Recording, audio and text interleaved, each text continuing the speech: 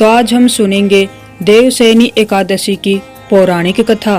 तो कथा को अंत तक पूरा सुनिएगा। इस दिन से भगवान श्री हरि विष्णु 4 महीने के लिए योग निद्रा की गोद में सो जाते हैं और चातुर्मास का आरंभ हो जाता है। भगवान श्री हरि विष्णु को संत बहुत प्रिय हैं। तो सबसे पहले हम एक संत भगवान की कहानी सुनते हैं। एक सेठ जी बड़े कंजूस थे। एक दिन उन्होंने दुकान पर अपने बेटे को बैठा दिया और कहा कि बिना पैसे लिए किसी को भी कुछ मत देना, मैं अभी आया। अकस्मात एक संत आए जो अलग अलग जगह से एक समय के भोजन की सामग्री लेते थे। उन्होंने उस लड़के से कहा, बेटा जरा नमक दे दो। लड़के ने संत को डिब्बा खोल करके 1 चम्मच नमक दे दिया। सेठ जी आए तो देखा कि डिब्बा खुला पड़ा था। सेठ जी ने कहा कि क्या बेचा? बेटा बोला, एक संत जो तालाब पर रहते हैं उनको 1 चम्मच नमक दिया था। सेठ घबरा गया और बोला, अरे मूर्ख, इसमें तो जहरीला पदार्थ है। अब सेठ जी भागकर संत के पास गए। तब तक संत भोजन बनाकर भगवान का भोग लगाकर खाने की थाली लेकर बैठ चुके थे। सेठ जी दूर से ही बोले, महाराज रुकिए, आप जो नमक लाए थे वो नमक नहीं था बल्कि जहरीला पदार्थ था। कृपा करके आप ये भोजन न करें। संत बोले, भाई हम तो प्रसाद लेंगे ही, क्योंकि भोग लगा दिया है। भोग लगाकर भोजन छोड़ नहीं सकते। अगर भोग नहीं लगता तो भोजन बेशक छोड़ देते। ये कहकर संत ने भोजन को प्रसाद समझकर खाना शुरू कर दिया। सेठ जी के होश उड़ गए। वो रात भर वहीं बैठे रहे। सेठ को रह रहकर ये चिंता सता रही थी कि अगर संत को कुछ हो गया तो बड़ी बदनामी होगी। रात में अगर तबीयत बिगड़ी तो कम से कम वेद को दिखा देंगे। सोचते सोचते उसे नींद आ गई। सुबह रोज की तरह संत जल्दी उठ गए और नदी में स्नान करने लगे। सेठ जी ने कहा, महाराज तबीयत तो ठीक है आपकी? संत बोले, भगवान की कृपा है। इसके बाद वे पूजा के लिए मंदिर चले गए। जैसे ही संत ने मंदिर का द्वार खोला तो देखा कि भगवान के श्री विग्रह के 2 भाग हो गए हैं और शरीर काला पड़ गया है। ये देखते ही सेठ को सब समझ आ गया कि भक्त के अटल विश्वास को देखकर भगवान ने भोजन का जहर खुद ग्रहण कर लिया। इसके बाद सेठ ने तुरंत घर जाकर बेटे को दुकान सौंप दी और स्वयं संत की शरण में आकर भगवान की भक्ति करने लगा। चलिए अब सुनते हैं पावन पवित्र देवसैनी एकादशी की पौराणिक कथा। धर्मराज युधिष्ठिर ने कहा, हे केशव, आषाढ़ शुक्ल एकादशी का क्या नाम है?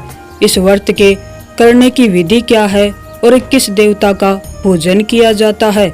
श्री कृष्ण कहने लगे कि हे युधिष्ठिर, जिस कथा को ब्रह्मा जी ने नारद जी से कहा था वही मैं तुमसे कहता हूँ। एक समय नारद जी ने ब्रह्मा जी से यही प्रश्न किया था।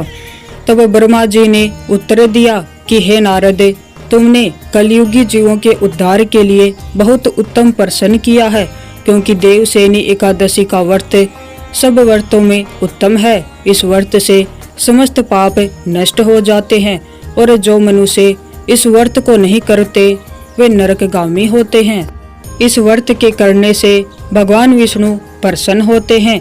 इस एकादशी का नाम पद्मा है। अब मैं तुमसे एक पौराणिक कथा कहता हूँ, तुम मन लगाकर सुनो। सूर्य वंश में मानदाता नाम का एक चक्रवर्ती राजा हुआ जो सत्यवादी और महान प्रतापी था। वह अपनी प्रजा का पुत्र की भांति पालन किया करता था। उसकी सारी प्रजा धन धान्य से भरपूर और सुखी थी। उसके राज्य में कभी अकाल नहीं पड़ता था। एक समय उस राजा के राज्य में 3 वर्ष तक वर्षा नहीं हुई और अकाल पड़ गया। प्रजा अन्न की कमी के कारण अत्यंत दुखी हो गई। अन्न के न होने से राज्य में यज्ञ आदि भी बंद हो गए। एक दिन प्रजा राजा के पास जाकर कहने लगी कि हे राजा, सारी प्रजा त्राही त्राही पुकार रही है, क्योंकि समस्त विश्व की सृष्टि का कारण वर्षा है।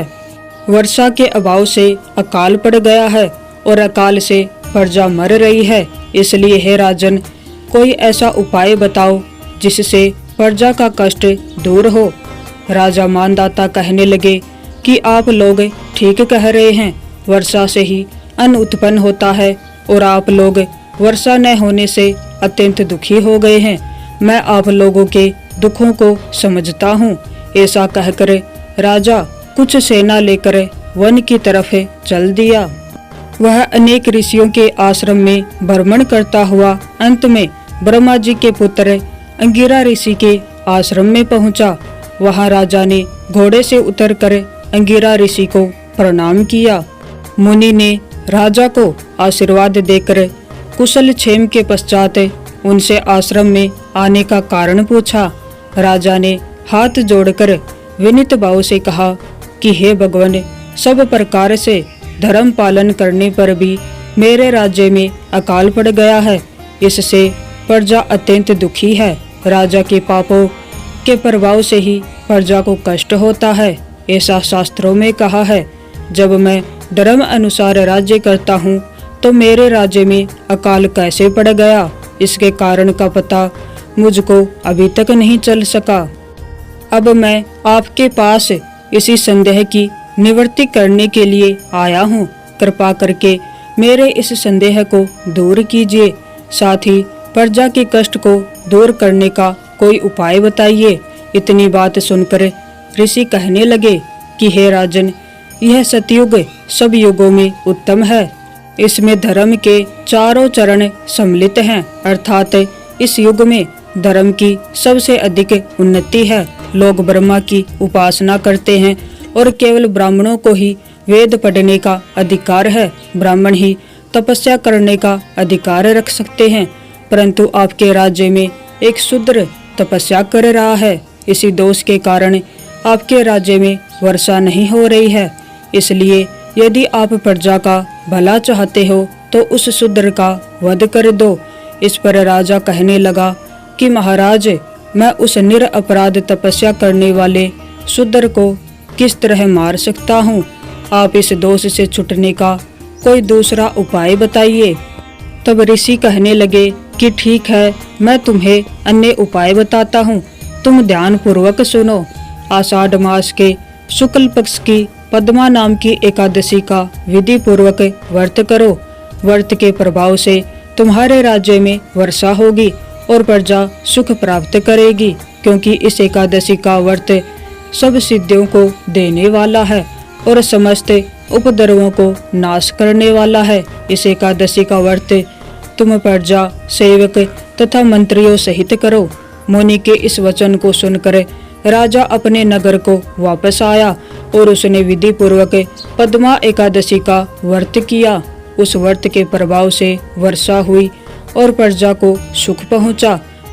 अंततः इस मास की एकादशी का व्रत सब मनुष्यों को करना चाहिए। इस एकादशी को हरिसेनी एकादशी भी कहा जाता है। ये एकादशी सभी एकादशियों में श्रेष्ठ है। तो ये थी देवसेनी एकादशी की पौराणिक कथा। अगर आपको ये कहानी